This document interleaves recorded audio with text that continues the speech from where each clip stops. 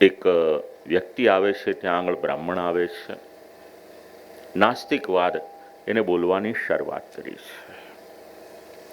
શ્રી રામચંદ્રજી એમની સામે આસ્તિક વચન એનું વર્ણન કર્યું. વિશ્વમાં બે પ્રકારની પ્રજા છે, એક આસ્તિક છે, એક નાસ્તિક છે. ચાલો, નાસ્તિક કોને કહેવાય? હાજી, ધર્મમાં શ્રદ્ધા ના હોય. ચાલો, હવે આમાં થોડોક ઉમેરો કરી દો. જે ભગવાનને ન માને, જે વેદને ન માને, એને નાસ્તિક કહેવાય. જો એક વાત યાદ રાખજો, બાળકોને પણ સમજાવજો, યુવાનોને પણ સમજાવજો. આગળ કથામાં કહ્યું હતું, વાક્ય યાદ કરાવું છું. વેદ છે ને એ આપણું મૂળ છે, બહુ મહત્વ છે. આપણું આ જીવન છે ને એમાં પણ વૈદિક પદ્ધતિ ક્યાંક ને ક્યાંક જોડાયેલી છે. ક્યાંક આપણે ઓછી અપનાવીએ છીએ, ક્યાંક વધારે અપનાવી શકીએ છીએ, પણ આપણા જીવનનું અનિવાર્ય અંગ એ વેદ છે. અને એ વેદમાં કેવળ ધર્મનો ઉપદેશ છે એવું નહીં, આપણે જીવન કઈ રીતે જીવવાનું ને એ આપણને વેદ શીખવે છે. સવારે કેટલા વાગે જાગવાનુંથી લઈ રાત્રે કેટલા વાગે સૂવાનું, આખી દિનચર્યા એ વૈદિક પદ્ધતિમાં સમાવિષ્ટ છે.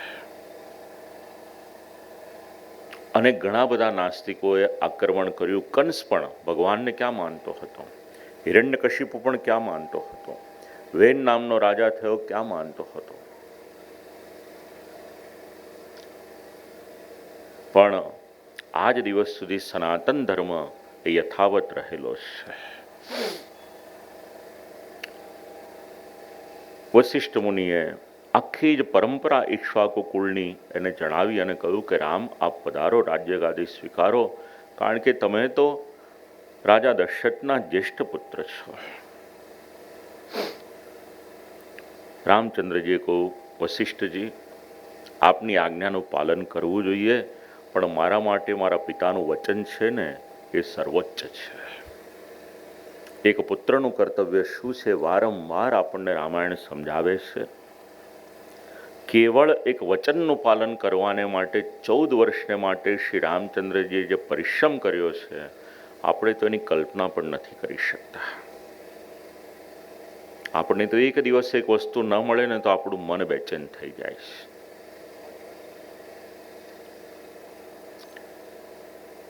શ્રી રામચંદ્રજીએ સમજાવ્યા છે, રાજગુરુને પણ. આપણા જીવનમાં 3 ગુરુ હોય. આગળ કથામાં સમજાવ્યું હતું આપ લોકોને, માતૃદેવો ભવ, પિતૃદેવો ભવ, આચાર્ય દેવો ભવ ને અતિથિ દેવો ભવ. અહીંયા આગળ સમજાવ્યું છે, પુરુષસ્યેહ જાતસ્ય ભવંતી ગુરવસ્તરા. 3 ગુરુ સમજાવ્યા છે. એક પિતા છે, એક માતા છે અને એક આચાર્ય છે. જેમની પાસેથી જ્ઞાન મળે ને એમની કિંમત ક્યારે પણ ઓછી ન આંકશો. જે આપણા જીવનમાં આપણે જેમને ગુરુ બનાવ્યા હોય, જે આપણને સાચું માર્ગદર્શન આપે, એટલું ધ્યાન રાખવાનું, ગુરુ એ નિસ્વાર્થ ભાવવાળા હોવા જોઈએ. કારણ કે જો એમના જીવનમાં સ્વાર્થ આવે ને તો પોતાનું જીવન તો બગાડશે, એની સાથે સાથે એમના અનુયાયીઓનું જીવન પણ બગાડશે. એક પ્રસંગ કહું આપ લોકોને. શ્રી મહાપ્રભુજી માર્ગમાં ચાલતા ચાલતા પધારતા હોય છે અને રસ્તામાં એક અજગર પડ્યો હોય છે. એ જોયો એટલે શ્રી મહાપ્રભુજીનું મન થોડુંક ખિન્ન થઈ ગયું. રસ્તામાં અજગર જોઈને શ્રી મહાપ્રભુજીનું મન થોડુંક ખિન્ન થઈ ગયું. સેવકોએ પૂછ્યું, શું થયું? એટલે શ્રી મહાપ્રભુજી તારે કહ્યું કે અજગરને જોઈને જરાક બેચેની થઈ. શું કારણ? તો કે તમને ખાલી અજગર દેખાય છે, મને આમાં એનો પૂર્વજન્મ દેખાય છે. આ અજગરને જે કીડીઓ ચટકા ભરે છે ને એ જોઈને મારું મન ખિન્ન થયું. કારણ કે અજગર છે ને એ પૂર્વજન્મમાં એક મઠનો મહંત હતો અને આ જે કીડીઓ ચટકા ભરે છે ને એ બધા એના સેવકો હતા. હવે આ મઠના મહંતે ઉપદેશ એવો બધો આપ્યો કે પોતાનું ઘર ભરાય અને શિષ્યોનું કલ્યાણ થાય નહીં, એટલે એના મૃત્યુ પછી એ અજગર બન્યો અને શિષ્યો કીડીઓ ભરી બનીને ચટકા ભરે છે કે તમે તમારું જીવન તો બગાડ્યું, પણ અમારો જન્મારો પણ એળે ગયો. બહુ મોટી જવાબદારી છે ગુરુની, બહુ મોટી જવાબદારી છે જ્ઞાન આપનારની, અને બહુ મોટી જવાબદારી છે બ્રાહ્મણની. બ્રાહ્મણને એમને બધા ઊંચા આસન પર નથી બેસાડતા, જવાબદારી છે. છતાં પણ શ્રી રામચંદ્રજીને કહ્યું, પણ રામચંદ્રજી કહ્યું નહીં. હવે ભરતજીએ જીદ કરી અને જીદ કરીને કહ્યું કે આર્યમ પ્રત્યુપવેક્ષ્યામી યાવન મેં સંપ્રસિદ્ધતી, કે જ્યાં સુધી હવે મને હા નહીં પાડો ત્યાં સુધી અહીંયા આગળ હવે ધરણા ધરીને બેસીશું. આ બધા ધરણા ધરે જ ને, એનું મૂળ આપણને રામાયણમાં ભરતજીએ શરૂ કરી છે આ પ્રથા. રામાયણના શબ્દ છે આર્યમ પ્રત્યુપવેક્ષ્યામી, જીદ કરી. પણ શ્રી રામચંદ્રજીએ ના પાડી કે મારી સામે જીદ કરવાથી કંઈ થશે નહીં, અંતે પાછા જવું જ પડશે. એની કરતાં ધર્મનું બંધન આપણે સૌએ સ્વીકારવાનું અને પાછા જાઓ. ઋષિમુનિઓ એકત્ર થયા શ્રી રામચંદ્રજીની આજ્ઞાનું પાલન કરવાને માટે. સમજાવ્યા ભરતજીને, સલાહ આપી. ભરતજીએ કહ્યું કે ભલે આપની આજ્ઞા છે, હું પાછો જાઉં. આપ એવું કહો છો કે પિતાની આજ્ઞાનું પાલન કરશો, આપની બધી જ વાત હું સ્વીકારું, પણ હવે મારી એક વિનંતી છે, કૃપા કરી આપના પાદુકાજી આપ મને પધરાવી આપો.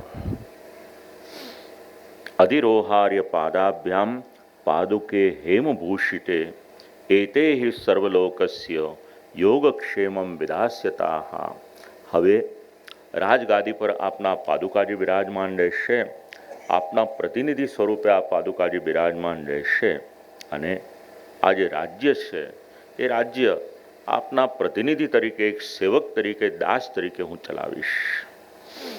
14 વર્ષને માટે મેં પણ નિયમ લીધો છે, જટા ધારણ કરીશ, વલ્કલ ધારણ કરીશ, અને કંદ મૂલ ફલ ઇત્યાદિનો આહાર લઈશ, આપની પ્રતીક્ષા કરીશ અને નગરની બહાર નિવાસ કરીશ. શ્રી રામચંદ્રજીનું મન દ્રવિત થઈ ગયું. ભરતજીને પોતાના આલિંગનમાં લીધા છે, બાથ આપી છે, ભેટ્યા છે એમને ત્યાં આગળ. દરેકને પાછા જવાને માટે કહ્યું. અને શ્રી ભરતજી એ સમયે શ્રી રામચંદ્રજીના પાદુકાજી લીધા છે, પધરાવી અને રાજ્ય તરફ નીકળ્યા છે. માર્ગમાં ભરદ્વાજ મુનિને પાછા મળ્યા છે. ગંગાજી, યમુનાજી, એમના પ્રવાહ, એના દર્શન કર્યા છે ત્યાં આગળ. આમ કરતા કરતા અંતઃપુરમાં પ્રવેશ કર્યો છે. અયોધ્યા નગરીમાં પાછા પધાર્યા છે. જે પ્રમાણે આજ્ઞા હતી એ પ્રમાણે હવે અયોધ્યા નગરીમાં તો આવ્યા તો ખરા, પણ જે પાદુકાજીને પધરાવીને લાવ્યા છે, બસ વિચાર કર્યો, નંદીગ્રામમ ગમિષ્યામી. હવે આ નગરની બહારનું જે સ્થાન છે નંદીગ્રામ, ત્યાં આગળ જઈ અને નિવાસ કરીશ. હાથ જોડીને સૌને કહ્યું કે એના માટે આપ મને આજ્ઞા આપો.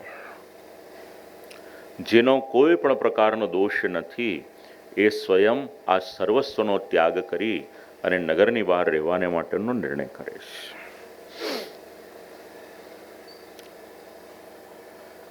બહાર જવાને માટે સૌની આજ્ઞા લીધી છે. શ્રી રામચંદ્રજીની પાદુકાજી હવે કઈ રીતે પધરાવી છે, આદર કેટલો છે, રામાયણ આપણને સૌને સમજાવે છે. રથસ્થ સતુ ધર્માત્મા ભરતો ભ્રાતૃવત્સલાહ નંદીગ્રામમ યયોતુર્ણમ શિરસ્યાદાય પાદુકે. પોતાના મસ્તક ઉપર આ પાદુકાને પધરાવી છે, અને મસ્તક ઉપર પાદુકા પધરાવી અને નંદીગ્રામ તરફ ચાલતા ચાલતા ત્યાંથી આગળ વધે. પછી આગળ જઈ અને રથ ઉપર બિરાજમાન થઈ અને નંદીગ્રામમાં પધાર્યા છે, પણ પોતાના મસ્તક ઉપર આ પાદુકાને પધરાવી છે. યાદ રાખવાનું, આપણે સૌએ એકવાર જય જયકાર કરીએ. એક સિદ્ધાંત આપણે પણ આપણા જીવનમાં ઉતારવાનો છે શ્રી રામચંદ્ર ભગવાન કી. જો આપણે પણ આપણી મતિ આપણા જીવનમાં સ્થિર રાખવી હોય તો રામાયણના આ પ્રસંગમાંથી આપણે સૌએ આપણા જીવનમાં ઉતારવાનું. ભગવાને આપણને જે પણ કંઈક આપ્યું છે ને, આપણે એટલું યાદ રાખવાનું કે આપણે પ્રભુના દાસ છીએ, અને જે પણ આપ્યું છે એની પર અધિકાર યદિ કોઈકનો છે તો અધિકાર કેવળ અને કેવળ પ્રભુનો અધિકાર છે. આપણે કેવળ એમના દાસ થઈને બધો કારભાર કરવાનો છે. બસ આટલી સેવાભાવ આપણે આપણા જીવનમાં રાખશું તો કોઈ પણ પદ, પ્રતિષ્ઠા, સંપત્તિ આ ક્યાંય પણ આપણને બાધા નહીં આવી શકે. જીવન કઈ રીતે જીવવાનું એ આપણને શીખવા મળે છે. અહીંયા સ્વયં જટાવલ્કલ ઇત્યાદિ ધારણ કર્યા છે, નંદીગ્રામમાં રહી અને રાજ્યનું શાસન કરે છે. કઈ રીતે શાસન કર્યું છે ને, એ તો જ્યારે શ્રી રામચંદ્રજી પાછા પધારે છે ને ત્યારે ભરતજી શબ્દ બોલે છે ત્યારે કહીશ આપ લોકોને કે નગરની બહાર રહીને પણ કેટલી ઉત્તમ રીતે રાજ્યનું શાસન એમણે ચલાવ્યું હોય છે. આવી રીતે ત્યાં આગળ દાસત્વ એને રાખ્યું છે અને સેવાભાવથી આ રાજ્ય એનો કારભાર ચલાવી રહ્યા છે. તત્પશ્ચાત શ્રી રામચંદ્રજીએ વિચાર કર્યો. જોયું એક દિવસ કે બધા ઋષિમુનિઓ આ ચિત્રકૂટનું સ્થાન છોડીને જતા હતા. એટલે શ્રી રામચંદ્રજી પૂછ્યું, શું તો અચાનક કેમ આપ સૌ પ્રસ્થાન કરવા લાગ્યા? એટલે કહ્યું કે રાવણનો ભાઈ છે, ખર નામ છે એનું, રાક્ષસ છે, બહુ અત્યાચાર કરે છે, એના ભયને કારણે અમે અહીંયાથી નીકળી રહ્યા છીએ. જો સંભવ હોય તો આપ એમાંથી અમારો બચાવ કરો. ઋષિ સંપ્રાર્થિત કૃતિ, આવું એક નામ શ્રી મહાપ્રભુજીએ આ સર્ગના અનુસંધાનમાં, આ લીલાના અનુસંધાનમાં શ્રી રામચંદ્રજીનું ચરિત્ર છે એના અનુસંધાનમાં સમજાવ્યું છે કે અરણ્યવાસી ઋષિઓએ રાક્ષસોને મારવાને માટે સારી રીતે જેમને પ્રાર્થના કરી છે એવા શ્રી રામચંદ્રજી છે. ઋષિમુનિઓની વિનંતી એને સાંભળી છે અને ત્યાંથી પધાર્યા છે અત્રિ મુનિના આશ્રમ પર.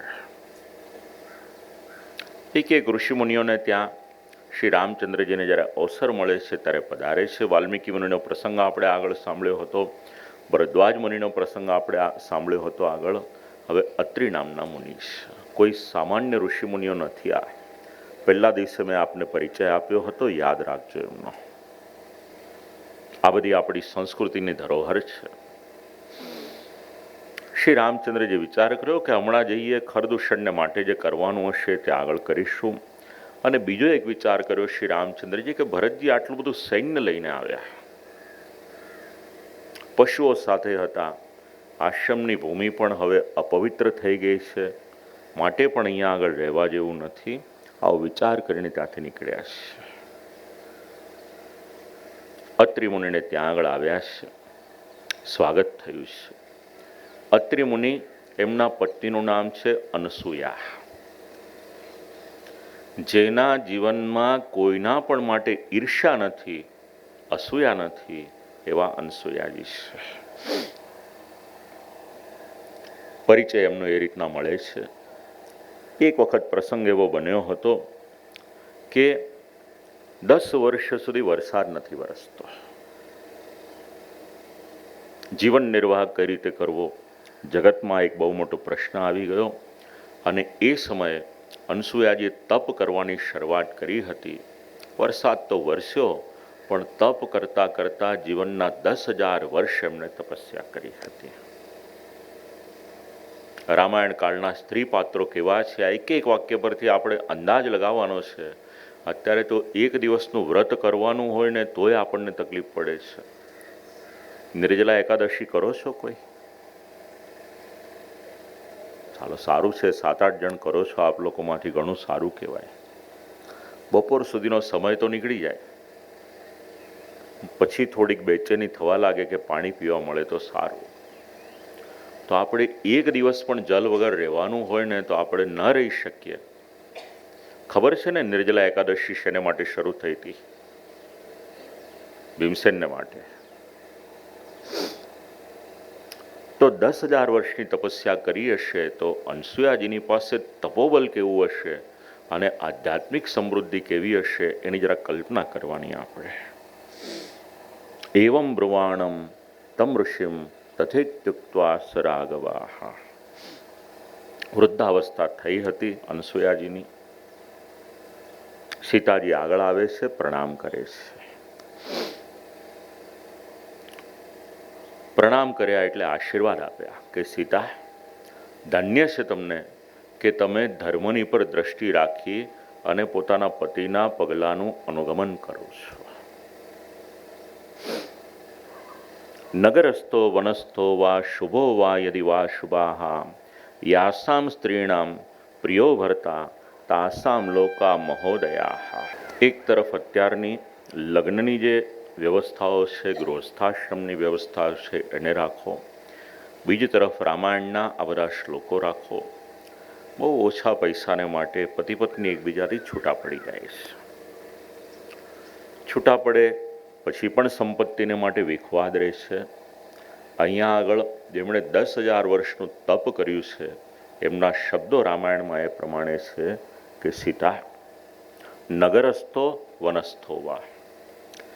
સ્ત્રી યદિ નગરમાં હોય કે વનમાં હોય, સુખ હોય કે દુઃખ હોય, સારું હોય કે ખરાબ હોય, પણ એનો અભ્યુદય એમાં રહેલો છે કે સ્ત્રી એના પતિની સાથે રહે. શાસ્ત્ર એવું સમજાવે છે કે સંભવ હોય ત્યાં સુધી સ્ત્રીએ એકલા એકલા ફરવું નહીં. પણ કલયુગ છે ને એટલે ન્યૂઝપેપરમાં એવું વાંચવામાં આવે છે કે સ્ત્રીઓની પણ પાછી સેપરેટ અલગ અલગ ટૂર નીકળે છે. જે પણ હશે, જુઓ એક વાત યાદ રાખવાનું, પુરુષ હોય કે સ્ત્રી હોય, મા બાપ જે રીતે જીવન જીવશે ને એમના સંતાનો એ રીતે એમની પાસેથી જીવન જીવતા શીખશે. કારણ કે બાળકોને માટે સૌથી મોટી પાઠશાળા યદિ કોઈ હોય ને તો એમના મા બાપ છે. એટલે મા બાપે કઈ રીતે જીવન જીવવાનું ને એ આપણને રામાયણ શીખવાડે છે. પતિને માટેનું મહાત્મ્ય સમજાવ્યું છે. આમ કરતા કરતા સંવાદ થતો હતો. બહુ સારો ઉપદેશ આપ્યો. સીતાજીએ કહ્યું, આપની વાત બરાબર છે. યથા નાર્યા પતિર્ગુરુ હો. નારીને માટે યદિ કોઈ એનો સર્વસ્વ કોઈ હોય તો એનો પતિ છે. અને એના માટે દ્રષ્ટાંત આપ્યું છે સત્યવાન અને સાવિત્રીનું. જાણો છો ને કથા તો? જો એક પતિવ્રતા નારીમાં સામર્થ્ય કેટલું છે એ જાણવું હોય ને તો સત્યવાન અને સાવિત્રીનું ચરિત્ર છે ને એને વાંચી લેજો. દીકરા દીકરીના લગ્નમાં આપણે ઘણો ખર્ચ કરીએ છીએ. જે આપતા હોય તે પ્રેમથી આપજો, પણ આવા જ ચરિત્ર જેમાં હોય ને એવા ગ્રંથો આપણા સંતાનોને પધરાવી આપજો. લગ્ન થાય છે ને એટલે ધ્રુવના તારાના દર્શન કરાવવા માટે આવે છે. ખબર છે શેના માટે કરાવાય છે? દેખાય કે ન દેખાય પણ એ દિશામાં તો દેખાય છે. ધ્રુવનું છે અવિચલ સ્થાન છે, અચળ સ્થાન છે. એટલે પતિ પત્નીનું દાંપત્ય જીવન પણ એ પ્રમાણે કોઈ પણ પ્રકારના વિક્ષેપ વગર અચલ રહે.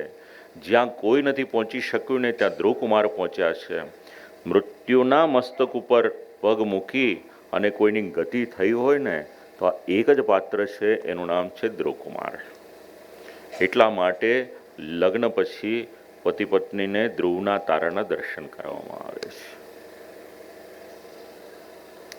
અને આમ પણ લગ્ન પછી દિવસે તારા દેખાવા લાગે ને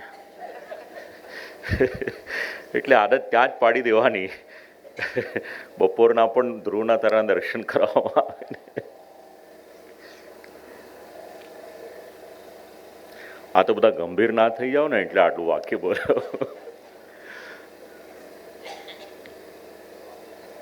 પણ ખૂબ સુંદર આ બધા ચરિત્રો છે રામાયણના. જીવનમાં ઉતારવા જેવા ચરિત્રો છે, દાંપત્ય જીવનમાં ઉપયોગી ચરિત્રો છે. પ્રસન્ન થયા અનસૂયા દેવી, ખૂબ સુંદર એક એક શબ્દ બોલ્યા છે સીતાજી, અને હૃદયની એટલી બધી પ્રસન્નતા થઈને વિચાર કર્યો અનસૂયાજીએ કે મારી પાસે મોંઘામાંના અલંકાર આભૂષણ વસ્ત્ર છે, મારી અવસ્થા થઈ, સીતાજીને આપીશ, વય નાની છે અને વનવાસમાં નીકળ્યા છે, કામ લાગશે એમને. આવો વિચાર કરી અને અમૂલ્ય અલૌકિક એવા વસ્ત્ર અલંકાર આભૂષણ આ બધું આપ્યું છે, બહુમૂલ્ય અનુલેપન આપ્યો છે અને કહ્યું કે લો, સદા ઉપયોગમાં લાવશો આને, તો પણ એમાં ક્યારેય પણ કોઈ પણ પ્રકારનો વિકાર નહીં આવે, નિર્વિકાર રહેશો. સ્વયંવરમાં પ્રાપ્ત થયા છો. આજ્ઞા મળી, શ્રી રામચંદ્રજીની અલંકાર આભૂષણ ઇત્યાદિ ધારણ કર્યા છે. ચાલો તમને ગમે ને એવી એક વાત કહો. ચાલો એકવાર જય જયકાર કરો. શ્રી રામચંદ્ર ભગવાન કી. જો ગમે એવી વાત કીધો કેવું જોરથી જય બોલ્યા. ફાયદાની વાત હોય તો બોલો, બાકી ક્યાંથી બોલો. જો શાસ્ત્રે એક વાક્ય એવું મળે છે કે સ્ત્રીએ કાયમને માટે છે ને સજી ધજીને તૈયાર રહેવું જોઈએ. બોલો, ગમતી વાત છે કે નથી?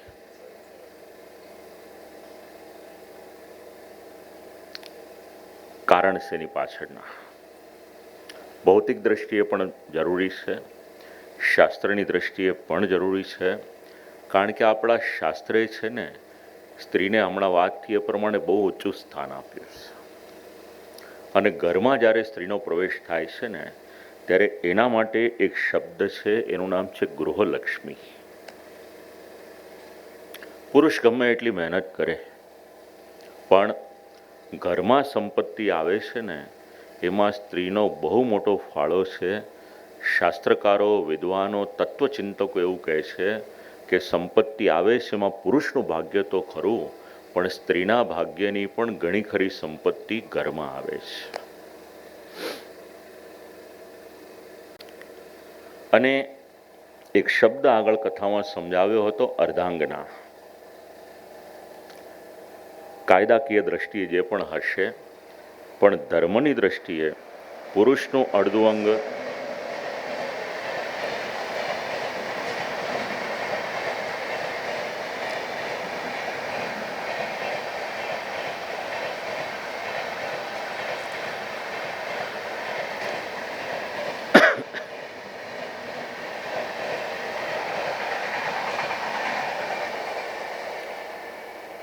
પુરુષનું અડધું અંગ હોવાને કારણે જે પણ પુરુષનું છે એની પર અડધાની પર સ્ત્રીનો અધિકાર એ સહજ છે. નહીતર રામાયણ એવું ન સમજાવતું હોત. જ્યારે શ્રી રામચંદ્રજીને વનમાં જવાનો પ્રસંગ આવ્યો તો વશિષ્ઠ મુનિએ એવું ન કહ્યું હોત કે સીતાજીને રાજ્યાસન પર બિરાજમાન કરો. આ સ્થાન આપણા ધર્મશાસ્ત્રે સ્ત્રીને આપ્યું છે. ઉત્તમ અલંકાર આભૂષણ આ બધું ધારણ કર્યું છે જે પ્રસાદી હતા.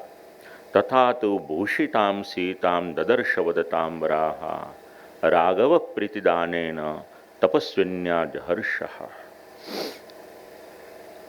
ખૂબ જ પ્રસન્ન થયા છે.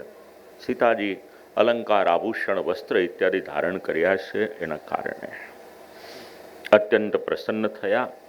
અનસૂયાજીને માટે પણ પોતાના હૃદયના ભાવ હતા એ હૃદયથી જ અભિવ્યક્ત કર્યા છે.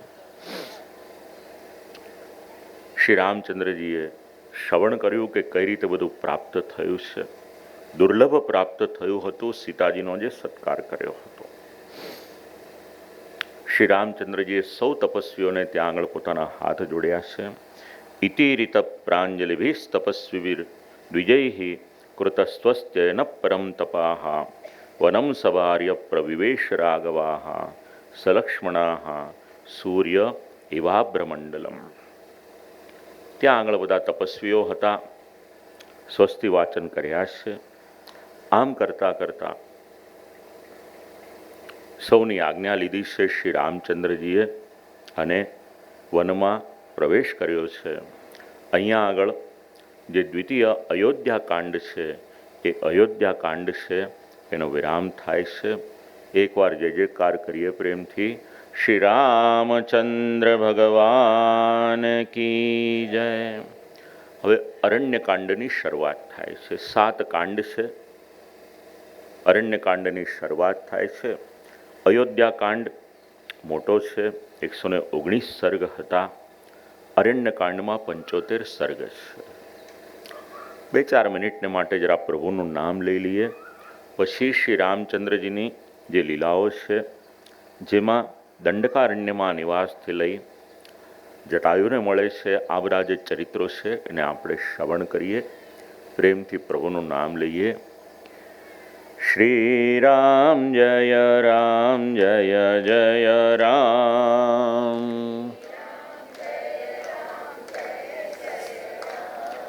શ્રી રામ જય રામ જય જય રામ.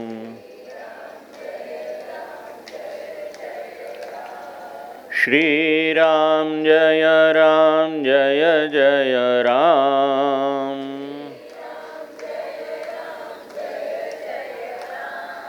શ્રી રામ જય રામ જય જય રામ.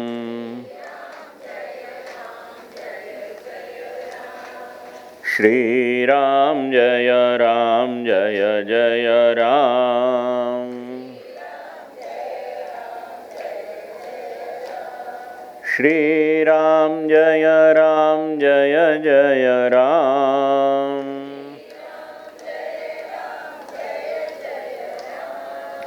શ્રી રામ જય રામ જય જય રામ.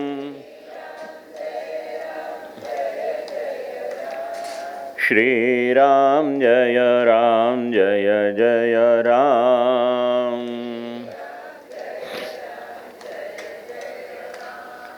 શ્રી રામ જય રામ જય જય રામ.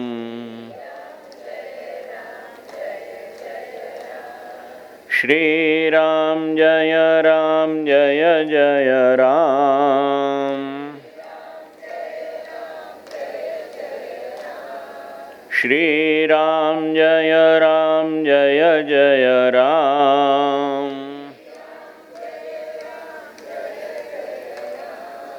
શ્રી રામ જય રામ જય જય રામ.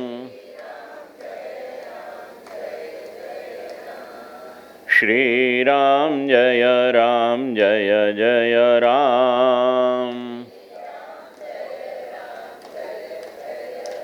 શ્રી રામચંદ્ર ભગવાન કી જય. સંક્ષિપ્તમાં જરાક વિષય વસ્તુ જે છે, પ્રસંગો આવવાના છે એને જાણી લઈએ. અરણ્યકાંડ તૃતીય કાંડ છે વાલ્મીકી રામાયણનો, જેમાં 75 સર્ગની કથા છે. એમાં શ્રી રામચંદ્રજીનો દંડકારણ્યમાં નિવાસ, ત્યાંથી લઈ અને જટાયુની સાથે જે મેળાપ થાય છે એ પ્રસંગો એનો આરંભ છે. ત્યાર પછી પંચવટીમાં નિવાસ કરે છે, ત્યાંથી લઈ અને ખર એનું મૃત્યુ થાય છે અને શૂર્પણખા આવે છે. આ પ્રસંગોનું વર્ણન આવશે. એનાથી આગળ જે પ્રસંગ આપ જાણો છો સારી રીતે, 31મા સર્ગથી લઈ અને લગભગ 63મા સર્ગ સુધીનો જે પ્રસંગ છે, એમાં સીતાજીનું હરણ અને શ્રી રામચંદ્રજીનો જે વિલાપ છે એ બધા પ્રસંગો આવશે. જટાયુની સાથે પાછો મેળાપ થાય છે શ્રી રામચંદ્રજીનો, અને એની પછી અંતિમ જે 11 સર્ગ છે એમાં સીતાજીને શોધવાને માટે જે પ્રયાસ કરવામાં આવેલો છે, આ બધા પ્રસંગો હવે અરણ્યકાંડ એની અંતર્ગત શરૂ થાય છે. ગૃહસ્થાશ્રમમાં કઈ રીતે રહેવાનું એ આપણને અયોધ્યાકાંડ શીખવે છે. બાલકાંડમાં વિવાહના પ્રસંગથી લઈ અને આપણે વાંચીશું તો ઘણા બધા પ્રસંગો આપણને ગૃહસ્થાશ્રમમાં રહેવાના શીખવા મળે છે. ગૃહસ્થાશ્રમથી આગળ આપણે વધીએ તો વાનપ્રસ્થાશ્રમ એનું પણ મહત્ત્વ છે. અરણ્યમાં કઈ રીતે રહેવાનું, આમ તો જ્યારથી વનપ્રવેશ થયો છે ત્યારથી આપણે જાણીએ છીએ, પણ છતાં પણ ઘણા પ્રસંગો ડગલે ને પગલે આપણા જીવનની સાથે જોડાયેલા પ્રસંગો પણ આવશે, એમાં આપણે પ્રવેશ કરીએ. પ્રવિશ્યતુ મહારણ્યમ દંડકારણ્યમાત્મવાન રામો દદર્શ દુર્ધર્ષ તાપસા શમમંડલમ. હવે પ્રવેશ કર્યો છે દંડકારણ્યમાં. શ્રી મહાપ્રભુજી ખૂબ સુંદર એક નામ અહીંયા આગળ આપ્યું છે, દંડકારણ્ય પાવનાહા. એટલે દંડકારણ્યની ભૂમિને કોઈએ પવિત્ર કરી છે, પાવન કરી છે, તો એ શ્રી રામચંદ્રજી ત્યાં પધાર્યા છે એના કારણે થઈ છે.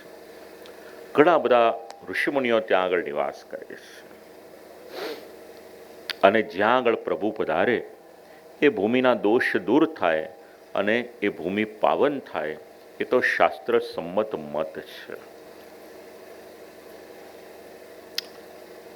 આશ્રમ હતા, આશ્રમમાં અલૌકિક તેજ હતું. આપણે સૌએ શીખવા જેવું છે રામાયણના આ શબ્દોમાંથી, યથા પ્રદીપ્તમ દુર્દર્શમ ગગને સૂર્યમંડલમ. ત્યાં આગળ ખૂબ તેજ હતું, કારણ કે ઋષિમુનિઓ ત્યાં તપ કરતા હતા અને બ્રહ્મ વિદ્યાની ચર્ચા કરતા હતા. સિદ્ધાંત યાદ રાખજો, જે સ્થાનમાં સત્કર્મ થાય છે ને ત્યાંની આભા, ત્યાંના વાઇબ્રેશન્સ, ત્યાંના સ્પંદનો જે હોય છે ને એ કંઈક અલગ હોય છે. ઘરમાં પણ વિચાર કરીએ આપણે, જો ભગવાનનું નામ લેવાતું હશે તો એ ઘરમાં પણ આપણને સાત્વિકતા અનુભવાશે. આપણે મંદિરમાં જઈએ, આપણા મનને કેમ શાંતિ મળે છે? કારણ કે ત્યાં સતત સત્કર્મ થાય છે, પ્રભુની સેવા થતી હોય, પૂજા થતી હોય, નામ લેવાતું હોય, જપ થતા હોય, પાઠ થતા હોય, એટલે ત્યાંનું નભોમંડળ, ત્યાંનું વાતાવરણ આખું એ રીતના થાય છે. ખૂબ વિશાળ અગ્નિશાળાઓના દર્શન કર્યા છે. અનેક જલપૂર્ણ કલશ ત્યાં આગળ રાખવામાં આવ્યા હતા. પુરાતન મુનિઓ ત્યાં આગળ નિવાસ કરતા હતા. પુરાણેર મુનિભિર્યુતમ. બ્રહ્મવેત્તા બ્રાહ્મણ એ આશ્રમની શોભા એની અભિવૃદ્ધિ કરતા હતા. શ્રી રામચંદ્રજી પ્રવેશ કરે છે ત્યાં આગળ. જેવા શ્રી રામચંદ્રજી ત્યાં આગળ પધાર્યા છે, તાપસનો આ જે આશ્રમ હતો, તપસ્વીઓનો આશ્રમ હતો, એ તપસ્વીઓના આશ્રમમાં એમનું ત્યાં આગળ સ્વાગત કરવામાં આવ્યું છે. વિધિવત સત્કાર કર્યો છે. કોઈ મહાપુરુષ આપણે ત્યાં આવે તેનું સ્વાગત કઈ રીતે કરવાનું વારંવાર રામાયણ, ભાગવત, મહાભારત આ બધું આપણને શીખવે છે. નિવેદયિત્વા ધર્મજ્ઞાસ્તે તો પ્રાંજલયો બ્રુવન. પોતાની પાસે જે હતું એ સર્વસ્વનું નિવેદન કરી દીધું છે અને કહ્યું કે રાજા, એ તો સૌના ગુરુ છે, ભલે આપ વનવાસમાં હો પણ અમારા માટે તો આપ જ રાજા છો. શીખવાનું છે આપણે, જે પ્રમાણે અહીંયા શ્રી રામચંદ્રજીને રાજાના ભાવથી નિવેદન કરવામાં આવ્યું છે, આપણી પાસે પણ જે પણ કંઈક હોય ને, આપણે બધું જ આપણા ઠાકોરજીને સમર્પિત કરી દેવાનું. જેમણે પણ બ્રહ્મ સંબંધ લીધા છે, આ સિદ્ધાંત આપ સૌ જાણો છો. વસ્તુનો ઉપભોગ આપણે કરીએ છીએ, પણ મૂળતઃ એ વસ્તુ આપણે સમર્પિત કરી છે આપણા ઠાકોરજીને. અને સમર્પણનો સિદ્ધાંત આપણને સમજવામાં આવે છે શ્રીમદ ભાગવતના એકાદશ સ્કંદમાંથી અને સિદ્ધાંત રહસ્યમ નામનો ગ્રંથ છે એમાંથી. નિવેદિવિ સમર્પેવ સર્વમ કુર્યાદિતિ સ્થિતિ. ખૂબ સુંદર આ બધા શાસ્ત્રો પરથી શ્રી મહાપ્રભુએ આપણને સિદ્ધાંતો સમજાવ્યા છે. પુષ્ટિ માર્ગમાં પણ વાલ્મીકી રામાયણ છે એને માન્ય કરવામાં આવ્યું છે. બધા રામાયણ માન્ય નથી કર્યા, પણ સમાધિ ભાષા છે ને એટલા માટે વાલ્મીકી રામાયણને શ્રી મહાપ્રભુજીએ માન્ય કર્યું છે. જે પ્રમાણે શ્રીમદ ભાગવત સમાધિ ભાષા છે, એ જ પ્રમાણે આ વાલ્મીકી રામાયણ છે ને એ પણ સમાધિ ભાષા છે. અને સમાધિ ભાષા છે એ કારણથી એને માન્ય કર્યું. અને બે એક બેઠકજી શ્રી મહાપ્રભુજીના એવા મળે છે આપણને, જ્યાં શ્રી મહાપ્રભુજીએ વાલ્મીકી રામાયણનો પાઠ કર્યો હોય. નાસિકમાં પણ બેઠકજી તો છે જ, આપ લોકો ગયા જ હશો. દરેક બેઠકજીનું અલગ અલગ ચરિત્ર છે. તો મહત્તમ બેઠકજીમાં શ્રી મહાપ્રભુજીએ શ્રીમદ ભાગવતનો મૂળ પાઠ કર્યો છે. પણ જ્યાં શ્રી રામચંદ્રજીનો સંબંધ છે એ બેઠકજીમાં શ્રી મહાપ્રભુજીએ વાલ્મીકી રામાયણનો પણ પાઠ કર્યો છે. એ પ્રમાણ છે આપણે ત્યાં વાલ્મીકી રામાયણ સ્વીકાર્ય છે એના માટેનું. અગ્નિતુલ્ય તેજસ્વી આ બધા તાપસો હતા, એમનો આતિથ્ય એને સ્વીકાર કર્યો છે. કયું એ સમય તપોધનાહ, અમારી પાસે યદિ કોઈ ધન હોય ને તો આજે તપ છે ને એ જ અમારું ધન છે. ઘરમાં રૂપિયા, પૈસા, દાગીના, ઘર આ બધું આપણું ધન છે, એમાં ના નહીં. પણ આપણે જેટલું તપ કરીએ છીએ ને, જેટલું ભગવાનનું નામ આપણે લઈએ છીએ ને, એ પણ આપણું વાસ્તવિક ધન છે, એને યાદ રાખજો. ભૌતિક ધનને માટે જેટલી ચિંતા કરીએ છીએ ને, અલૌકિક ધનને માટે પણ એટલી જ ચિંતા કરજો. રામ નામની માળા જપશો, 2 મિનિટથી વધારે ટાઈમ નહીં લાગે. પણ એક દિવસમાં 108 વખત રામનું નામ લેશો તો જરા વિચાર કરો, 70-80 વર્ષ જેટલા વર્ષનું આપણું આયુષ્ય હોય, એ રામ નામનો આંકડો આપણો ક્યાં છે કે જઈને પહોંચશે. દ્વાદશાક્ષર મંત્રનો જપ કરો, અષ્ટાક્ષર મંત્રનો જપ કરો. શ્રી મહાપ્રભુજીએ તો કહ્યું, વદદ્ભિરેવ સતતમ. 2-5 મિનિટને માટે નહીં, જેટલું સંભવ હોય એટલું અષ્ટાક્ષર મંત્રનો જપ કરો, જેટલું સંભવ હોય એટલું ભગવાનનું નામ લેજો. ચાલતા, ઉઠતા, બેસતા, હરતા, ફરતા, કોઈ પણ કામ કરો ને મન ભગવાનમાં રાખજો. આ બધા શાસ્ત્રના સિદ્ધાંતો છે, આપણા ગ્રંથોમાં લખેલું. મારા મનની વાત નથી કરતો આપને. એક વૈષ્ણવ હોય છે, કોઈ એવા દેશમાં એમને મોકલવામાં આવ્યા કે બીજું કોઈ મળે નહીં એમને. એટલે એક સેવકને સાથે લીધો એમણે કે ચાલ મારી સાથે. એનો પગાર નક્કી કર્યો. પૂછ્યું મારે શું કામ કરવાનું. એટલે જે સ્થાનમાં, જે નગરમાં, જે દેશમાં એમનો કામ કરવાને માટે ગયા હતા, પોતાની સામે બેસાડ્યો એને કહું, દર થોડી વાર થાય ને ત્યારે એક જ વાક્ય બોલવાનું કે ભૈયા ગોકુલ કબ ચલોગે. અને જેવો આ એક વાક્ય બોલે ને એટલે તરત જ શ્રી ગોવર્ધનનાથજીની જે લીલા હોય એ લીલાના સાક્ષાત દર્શન એમને ત્યાં આગળ થાય. એ દિવસે જે વસ્ત્ર ધર્યા હોય, જે શૃંગાર ધર્યો હોય, આબેહૂબ એવા ને એવા દર્શન થાય.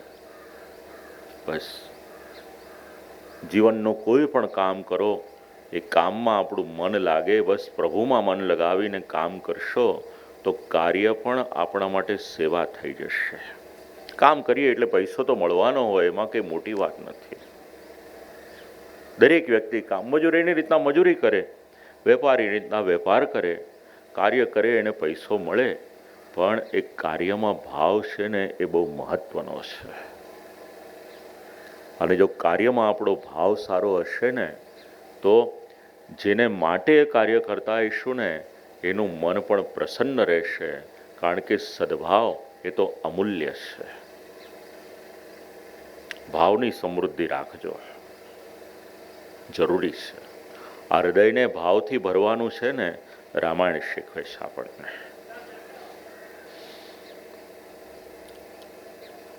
પ્રવેશ કર્યો છે હજી તો વનમાં, અને વનમાં સૌ પ્રથમ આપત્તિ આવી છે. વિરાધ આવ્યો છે, અને આવેલા વિરાધ નામના રાક્ષસે આક્રમણ કર્યું છે. આક્રમણ કર્યું ત્યાં આગળ પૂછ્યું કોણ છે, એટલે પરિચય આપ્યો. અહમ વનમિદમ દુર્ગમ વિરાધો નામ રાક્ષસાહા.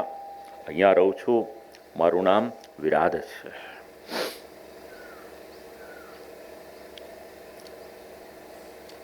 ઝટપટ કરીને સીતાજીને પોતાના વશમાં કરી અને ઊંચકી લીધા છે. શ્રી રામચંદ્રજી, લક્ષ્મણજી, એમનું કર્તવ્ય હતું સીતાજીને બચાવવાનું. અને શ્રી રામચંદ્રજીએ કહ્યું પરસ્પર્શાત વૈદેહ્યા ન દુઃખતરમસ્તિ મેં. સીતાજીને કોઈ પરપુરુષનો સ્પર્શ થાય ને, સીતાજીને પણ નથી ગમતું અને મને પણ નથી ગમતું. આ શાસ્ત્રની મર્યાદા છે. ચાલો એકવાર જય જયકાર કરો. યાદ રહે તો યાદ રાખજો. શ્રી રામચંદ્ર ભગવાન કી. બહુ મર્યાદા આપણું શાસ્ત્ર શીખવે છે. પતિ પત્નીના જીવનમાં પણ મર્યાદા કેવી છે? પત્નીને પરપુરુષનો સ્પર્શ ન થાય એ શાસ્ત્રની મર્યાદા છે. અને એનાથી આગળ વિચાર કરશો તો શાસ્ત્ર દરેક પુરુષને એક મર્યાદા સમજાવે છે. પર સ્ત્રીનો ક્યારે પણ સ્પર્શ ન કરશો. અને એ મર્યાદા સમજાવતા ત્યાં સુધી કહ્યું છે કે સગો પિતા હોય એણે પણ પોતાની પુત્રીની સાથે એકાંતમાં એક આસન ઉપર ક્યારે પણ બેસવાનું નહીં. સમાજ શાસ્ત્રના સિદ્ધાંતો ભૂલ્યો અને એના કારણે સમાજમાં અનાચાર એ દિવસે ને દિવસે વધવા લાગ્યા.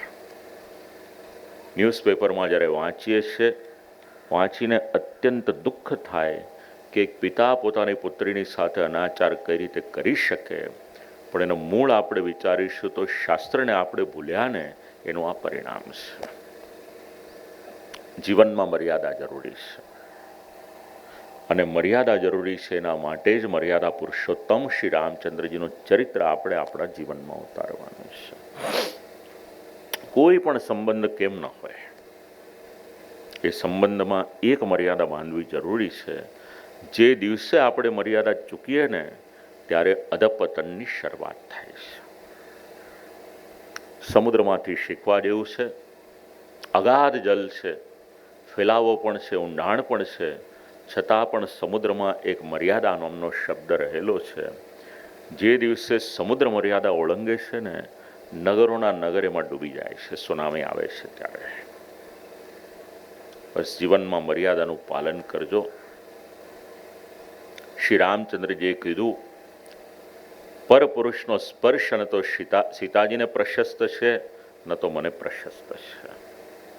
એક તરફ રામાયણને રાખો, બીજી તરફ સોશિયલ મીડિયા પર અત્યારના જે જોવામાં આવે છે એને રાખો. આપણા ધર્મની સ્ત્રીઓ જે પ્રમાણે સોશિયલ મીડિયા પર બધી રીલ અપલોડ કરે છે, આપણને જોઈને એક વખત વિચાર થાય કે આ હિન્દુ ધર્મની સ્ત્રીઓ છે કે કન્યાઓ છે.